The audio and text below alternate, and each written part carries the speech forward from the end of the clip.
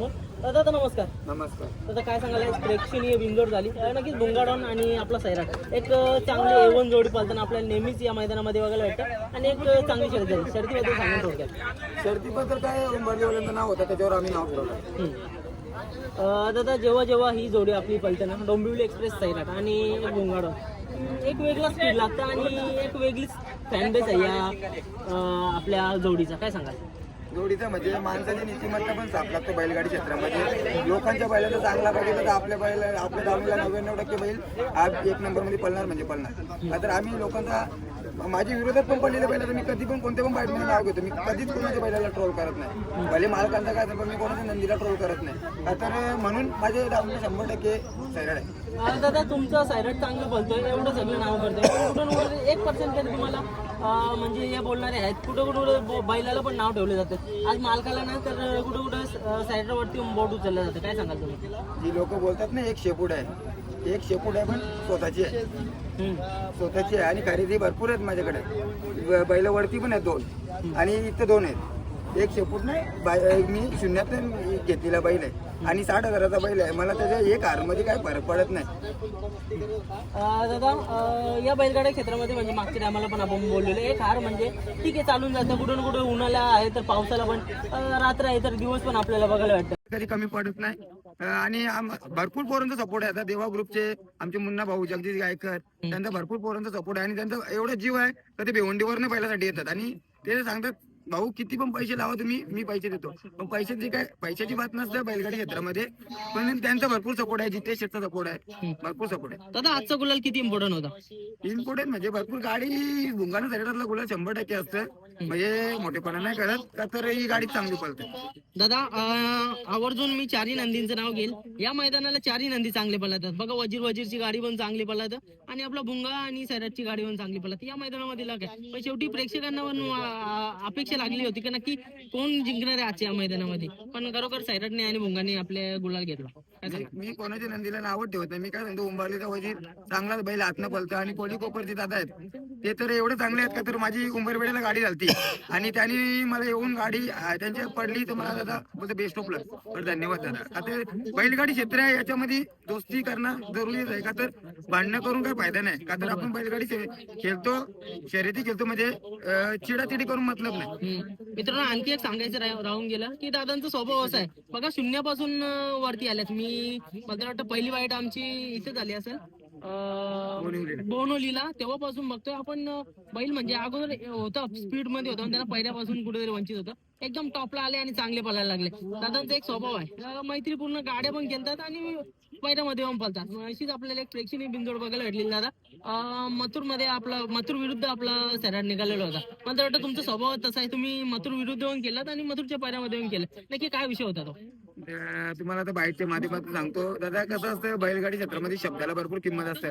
शुभम दादाचा फोन पण आलेला, म्हणजे शुभम दादाला बोललो आम्ही का त्याने शब्द दिला म्हणून बैल निघला का, तर मी त्यांना 2-3 अड्ड्यामध्ये फसवला होता किस्मतवाल्यांना. मग ते पण बोलत शेत तुम्ही जर अड्ड्यामध्ये मला फसवता. मग नंतर आम्ही शुभम दादाची बात झाली होती का बैल म्हणजे त्याचा आपण शब्द दिला होता म्हणून बैल निघलेला. काय त्याच्यामध्ये शुभम दादाचा पण कॉन्टॅक्ट झाला, दादाचा पण कॉन्टॅक्ट झाला, दादाचा कॉन्टॅक्ट नितेश झाला आणि शुभम दादाचा पण कॉन्टॅक्ट झाला. पण आमचा काय रागरोष नाही का, तर गाडी प्रेमाने झाली आणि कसं समोरच्या माणसाला शब्द दिला बोला तर गाडी द्यायला बैल द्यायलाच लागतं ना. दादा बरोबर आहे, या बैलगाडी क्षेत्रामध्ये शब्द लावून किंमत आहे. कुठून कुठेतरी आता तुम्ही म्हणजे त्या टायमाला नाही बोलले असते तर त्यांना पण थोडंसं म्हणजे नाराजगी किंवा असं काही गोष्टी असू शकते. काय होतं त्या दिवशीची सिच्युएशन तुमची? सिच्युएशन म्हणजे काय झालं, आपले किस्मतवाल्यांनी मी 2 अड्ड्यामध्ये उंबरवेड्याला पण फसवलं, म्हणजे फसवलं नव्हता, त्यांच्याशी बोली केली होती, तिथे पण गाडी नाही झाली. आणि अजून एक उसडणे तर त्याच्या अगोदर ताट झालं, तिथे पण गाडी नव्हती झाली. तर ते बोलते शेठ आज कोणाचं पण नाव येऊ दे, आम्ही कोणावर पण नाव फिरू पण बैल तुम्हाला द्यायला लागेल. त्याच्यामुळे मी शब्द दिला होता की आपले प्रभाकर शेठ घेतलेला, मग त्याच्यामुळे मग मला बैल काढायला लागला, का त्यांना टायमावर बैल कोण देऊ शकत नाही ना. मित्रांनो बघा, या बैलगाडी क्षेत्रामध्ये म्हणजे सुनील शेठ सारखी माणसं पण आहेत, म्हणजे त्यांचं खेळाडू वृत्तीच आहे. शेठ थोडक्यात सांगा तुम्ही म्हणजे कशा प्रकारे शर्ती खेळता? शर्ती आम्ही मैत्रीपूर्ण खेळतो. आता तुम्हाला मी सांगतो, सर्वांच्या गाड्या केल्या, सर्वांच्या बैलात पहिल्यात पण मी पळालोय. आता मी विकास करतो नेहमी बाईट मध्ये, आमचे स्वाडो आहेत ते भावाचे, त्याचे मी 3 वेळा गाड्या केल्या, बैल पण देतो. आता भाऊंचा माझा कॉन्टॅक्ट आमचा कधी, आम्ही म्हणजे बैलगाडी क्षेत्र बैल म्हणजे शोक म्हणून घेतो, काही याच्यासाठी नाही केलं का, भांडणं बिंडणं घरासाठी नाही केलं. बरोबर आहे. आता आम्हाला घरनं तशी बाबाचं पण आमचं म्हणणं आहे का तुला हे धंदे हे करायचं असतील तर बैल बंद कर. मित्रांनो बघा, मैत्रीपूर्ण लढती असतात आणि कुठे ना कुठेतरी म्हणजे बघा, हा एक शब्द दिल्याच्या नंतर आपल्याला बैल देखील काढावं लागतं. आज तसंच आपला डोंबिवली एक्सप्रेस सर चांगला पळतोय, टॉप मध्ये पळतोय, तर त्यांना पण वाटतं की म्हणजे कुठे ना कुठेतरी शब्द मोडायला नको, कारण का या शब्दालाच एवढी किंमत आहे. तर दादा, मग याच्या नंतर देखील म्हणजे कधी नियोजन वगैरे होऊ शकतं का? कारण का आता विरुद्ध गाडी खेळल्याच्या नंतर एक पैऱ्यामध्ये येऊन पळायचं असतं, मग अशाने कधी पैरा होईल का मथुर सोबत? मथुर सगळं 100% पायरा होईल का? तर शुभम दादाने फोन केला, आम्ही बैल देणार आहेत शुभम दादाला.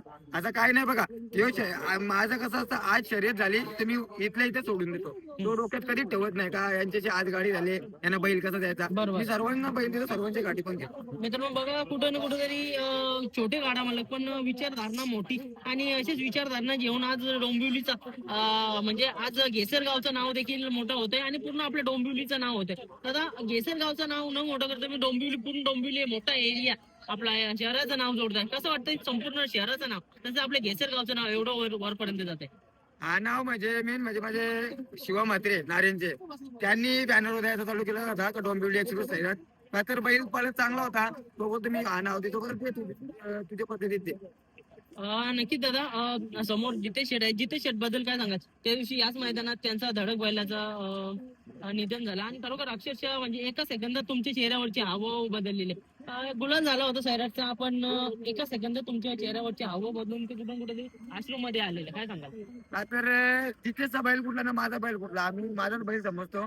का तर मी गाडी झाली तुम्ही पण बाईट घ्यायला आलते, मी बाईट दिली नाही का, तर बरोबर. माझ्या भावाचा बैल मग झाले ना, मी बाईट नाही देऊ शकत ना, त्याच्यामुळे मी बाईट नाही दिली. आणि जिथे शेत भरपूर सपोर्ट असतात आमचे पोपट कदम साहेब झाले. आज मी त्यांना पण जरासा खोटा बोललो, कारण ते बोलत होतं का गाडी इथे शेट कोणावर नाव जास्त म्हणजे रिक्स घेऊ नका, पण मी त्यांना गाडी फिरवली तरी त्यांना फोन होता केला, साहेबांना मला स्वतःहून फोन आला तसे कोणावर गाडी फिरवली, बरं अशी गाडी फिरवली, तर साहेब म्हणजे साहेबांचं म्हणणं होतं का गाडी नका धरू. चालेल दादा, आज बैल तर एवढं नाव करतोय, पण कुठून कुठेतरी ट्रोल करणारे पण आहेत, त्यांच्यासाठी काय सांगाल एक शब्द? ट्रोल करणारे काय ट्रोल करणारे, त्यांना बोटं दिलेली आहेत आणि तोंड दिलेली आहे, त्याच्यामुळे कोण काही पण बोलतो. आम्ही तोंडावर आणि बोटावर कोणाचे लक्ष देत नाही, तेच सांगतो ना, आम्ही सर्व नंदींवर प्रेम करतो आणि आम्ही कोणाच्या तोंडावर लक्ष देत नाही आणि बोटांवर काही लक्ष देत नाही. यो काय भाष्य आहे ना, तुम्हाला माहित आहे, जी लोक बोलतात ना एक शेपूट नाही 4-4 शेपटी आहेत माझ्याकडे आणि स्वतःची आहे. स्वतःने शून्यातनं विश्व निर्माण केलेलं आहे. काही एक बैल नाही माझ्याकडे, वरती पण 2 बैल आहेत घाटावर. येतो 26 जानेवारीला घेऊन. नक्कीच दादा, 26 जानेवारी एक मोठा मैदान, शुभेच्छा असतील त्याच्यासाठी. पुसेगाव हिंदकेसरी मैदान येतं, काही नियोजन वगैरे करताय का नाही? पुसेगावला 3 फेऱ्याला मला जास्त इंटरेस्ट नाही, आमचे साहेब आहेत जिथे शेट पण मला फोन करतात का 3 फेऱ्याचा कसं करायचा, पण जितेशला पण माहित आहे का मी नाही जास्त 3 फेऱ्याला पळवत आणि साहेबांचा पण वासर चांगला पळतो, त्याच्यामुळं साहेब पण बोलतात शेट 3 फेऱ्याच्या मागे पडूच नका, आपलं बिंदूरचं क्षेत्र चांगलं आहे, त्याच्यामध्ये बिंदूर मध्येच केलं. शुभेच्छा दादा, जिथे शेटच्या 2च मिनिटं बोलतो. शेवटी आज आपलाच घरचाच बोलला तरी चालेल असं सैराट नाव करतोय, काय सांगाल? काय नाही, सर्व बैल आपली घरचीच आहेत, असं काही नाही. पण दादा, त्या दिवशी नक्की काय झालं होतं बैलाला? कारण का याच मैदानामध्ये एक निधन झालं, पळून आल्याच्या नंतर लगेच बैल खाली पडला आणि आपलं प्राण सोडलं, काय सांगाल? नक्की काय झालं होतं? बैलाला काय नाही, असा बैल आम्ही फेरा मारला, बैलाने पुढे आला आणि 5-10 मिनिटांनी बैलाला हार्ट अटॅक.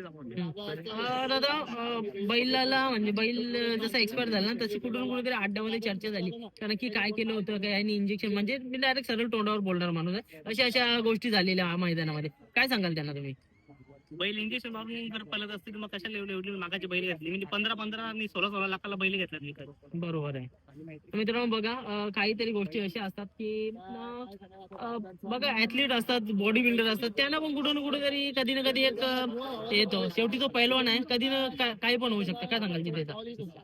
आता बैलाला काय आपण हार्ट टाकायला त्याला आपण ते करू शकत नाही, आणि एवढं सांगतो कमिटीला आणि सर्वांना मैदानाला, बैल मैदानामध्ये प्रत्येकाने डॉक्टर ठेवा, कारण की त्या दिवशी डॉक्टर असता मैदानात तर बैलाला काहीतरी कदाचित वाचला असता बैल आपला. बरोबर. मित्रांनो म्हणजे बघा, बैलगाड्या आपण बऱ्याचशा गोष्टी बघतो, त्याच्यामध्ये अँब्युलन्स वगैरे आपण सगळ्या गोष्टी बघितल्या, पण कुठून कुठे एखादा डॉक्टर असता म्हणजे तर पण याच्यासाठी खर्च देखील लागणार आहे, पण कमिटीला कशा प्रकारे सांगता तुम्ही? बघा, खर्च काढण्यासाठी आपल्याकडे म्हणजे 1-2 पर्याय असते, कटिंग बोला किंवा आपल्याकडनंच कुठं ना कुठेतरी एक दोन पैसे वाढ जास्त जाऊन आपण कुठेतरी काय आयडिया लावू शकतो आपण, म्हणजे तुम्ही कमिटीला सांगू शकता. खर्च काय डॉक्टर काय एवढे पैसे घेत नाही, जे पण पैसे लागतील ना, लागला तर माझे वैयक्तिक माझ्या खर्चातून मी देईन प्रत्येक मैदानात. मित्रांनो डॉक्टरची काय फी असेल ना यायची तुम्ही प्रत्येक मैदानात. बघा मित्रांनो, आपण ना प्रत्येक जण हे नंदीवरती एवढं प्रेम करत असतो, म्हणजे कुठं ना कुठेतरी आज त्यांच्या बाबतीत झाले, इतरांच्या बाबतीत नाही व्हावं म्हणून एक सजेशन आहे. तर कमिटीला विनंती करतायत की नक्कीच येणाऱ्या काळामध्ये अशी पण सोयी सुविधा पाहिजे, कारण का आज त्यांच्या जोडीला झाल्या दुसऱ्या कोणाच्या जोडीला व्हावं नाही. बरोबर ना दादा? मैदानामध्ये भरपूर कुणाच्या बैलाला पायाला इजा होते, कोणाचे काय लागतो, कुठल्या बैलाला काही ना काही होतोच ना मैदानामध्ये. त्या टायमावर डॉक्टर पाहिजेच ना मैदानामध्ये. नक्की दादा, शुभेच्छा. येणाऱ्या काळामध्ये ही देवाकडे प्रार्थना करू, ही देखील सुविधा उपलब्ध होऊ दे लवकर. शुभेच्छा दादा तुम्हाला. धन्यवाद.